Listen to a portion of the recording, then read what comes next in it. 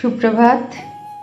সারাদিনটা সকলের খুব ভালো কাটুক এই কামনা করে আমি আবার আমার একটা নতুন দিনের ব্লগ শুরু করছি।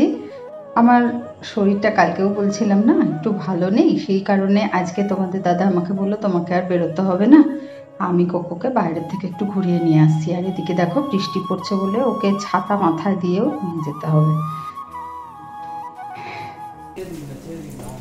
বাবা বলছে না ছেড়ে না না ও তো চলে এসেছে।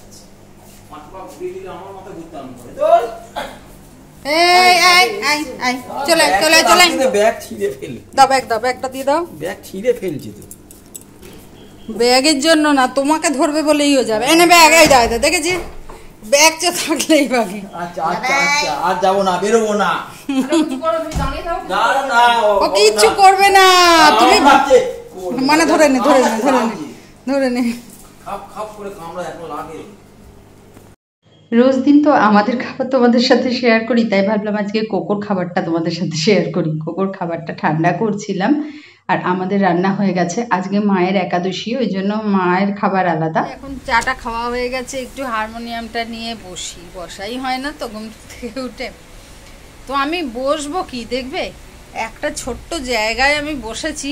আমার সঙ্গে দেখো অবস্থা, লেজুর দেখো, এ কোনোদিন কিন্তু ঘুমোয় না, এর আজকেই এখানে শুতে হলো। আর গুতিয়ে গুতিয়ে এ বড়টা বসেছিল, আমি দেখো বড়টা বসেছিল ভালো করে, এ গুতিয়ে গুতিয়ে এসে সামনে এখানে জায়গা নিল। এখানে কিন্তু ওরা কোনোদিনই থাকে না, ওরা কিন্তু প্রত্যেক দুজনেই কিন্তু ঘরে থাকে। যেই আমি হারমোনিয়ামটা নিয়ে বসলাম একটু, ব্যাস সঙ্গে সঙ্গে ওদেরও চলে আসতে হলো। মানে পুরো লেজুর লেজুর একদম লেজুর যাকে বলে, দুই লেজুর দেখো তাকিয়ে আছে, কিন্তু ঘুমোচ্ছেও না। কিন্তু যেহেতু বড়টা এসে এখানে বসলো, ওকেও এখানে এসে শুতে হলো। এরকম করে কিছু হয় বলো দেখি, দু চারটে গান গাইতে পারি কিনা, না হলে উঠে পড়তে হবে পাটতারে গুটিয়ে থেকে। এই শরীরটা একদম ভালো ছিল না বলে সেইভাবে মানে আজকে আমি ভিডিও করতেও পারিনি। আর এই বিকেলবেলা ভেবেছিলাম আজকে আর বেরোবো না, কিন্তু এমন পরিস্থিতি না, কয়েকটা জিনিসের জন্য আমাকে বেরোতেই হবে। তোমাদের দাদা আবার একটু কাজে বেরিয়েছে, না হলে ওই এনে দিত।